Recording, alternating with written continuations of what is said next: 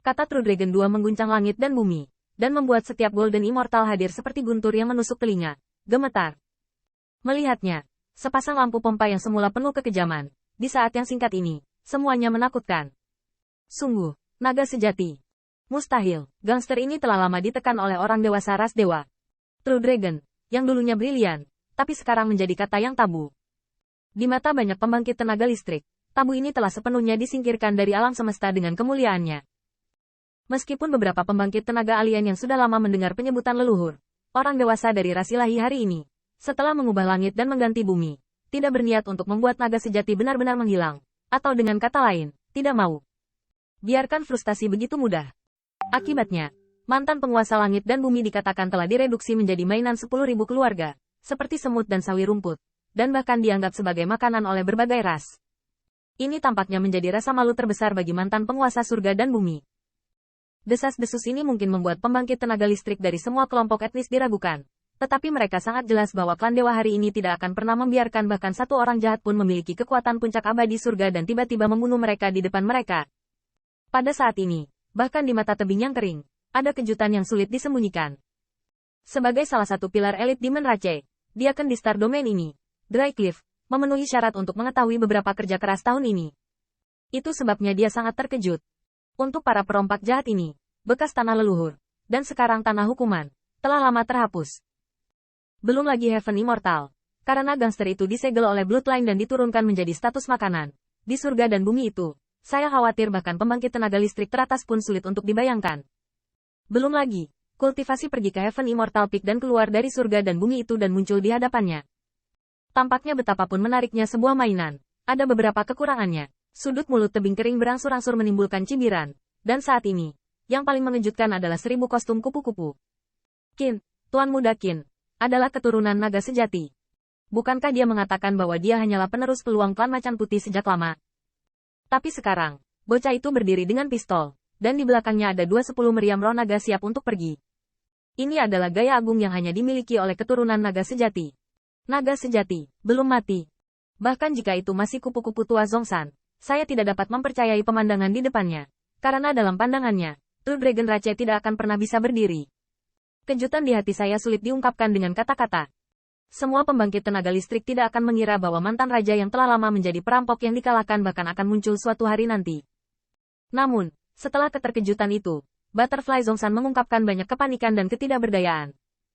Meskipun True Dragon Rache adalah raja yang mereka kagumi, mereka adalah master yang telah ditindas selama bertahun-tahun dan tidak akan memberontak. Tapi, naga di depan mereka belum menembus jurang maut. Bahkan hari ini, dia ditakdirkan untuk tidak terburu-buru keluar dari jurang sihir naga yang mengantuk ini. Meskipun Butterfly Zhongshan tahu bahwa dua kata True Dragon mewakili kekuatan pertempuran keluarga Pini II, tetapi begitu Heaven Immortal diperkenalkan, bagaimana bisa berbalik? Mustahil untuk membunuh jalan berdarah dari 100 dewa emas teratas. Terlebih lagi, kekuatan tebing kering sama sekali tidak sebanding dengan ras tingkat kedua atau ketiga atau bahkan ras kelas 1. Rana yang pertama tidak tertandingi oleh Qin Yichen. Untuk sesaat, Butterfly Zhongshan panik, dan bahkan tidak tahu harus berkata apa. Melihat gadis berpakaian berwarna di belakang pemuda itu, dia sepertinya mengerti mengapa Qin Yichen memilih cara ini. Namun, harga dari pilihan ini adalah nyawanya hilang di sini, dan mereka harus dikuburkan bersamanya. Jangan tanya mengapa mereka harus menemani pemakaman, karena untuk tebing kering, untuk menyelesaikannya, semudah melampiaskan itu semua setelah ditabrak oleh para gangster di mata mereka. Di dunia ini, wajah kupu-kupu Zhongshan rumit, tetapi di mata indah kupu-kupu 1000, selain khawatir, ia memiliki penampilan yang berbeda. Satu tembakan pada satu waktu, berani memelototi pembangkit tenaga dari semua ras. Mengenakan armor abadi, berani bertarung sendirian di 100 Golden Immortal. Namun saat ini, dia melihat perubahan ekspresi di tebing kering, diprovokasi oleh keturunan gangster yang seharusnya seperti semut, yang merupakan kemarahan yang tak tertahankan. Namun, pada saat ini, melihat kelaparan kekuatan dewa yang membuat dunia retak, tebing memahami bahwa kekuatan dewa leluhur pedang ditunda oleh kekuatan jahat kekuatan dewa. Dan melihat ke arah gadis tanduk rusa yang sepenuhnya dilindungi oleh Qin Yichen di belakangnya. Dan langit dan bumi ini, lampu tebing berkedip di atas keteduhan. Dengan dingin berkata, keluar dulu.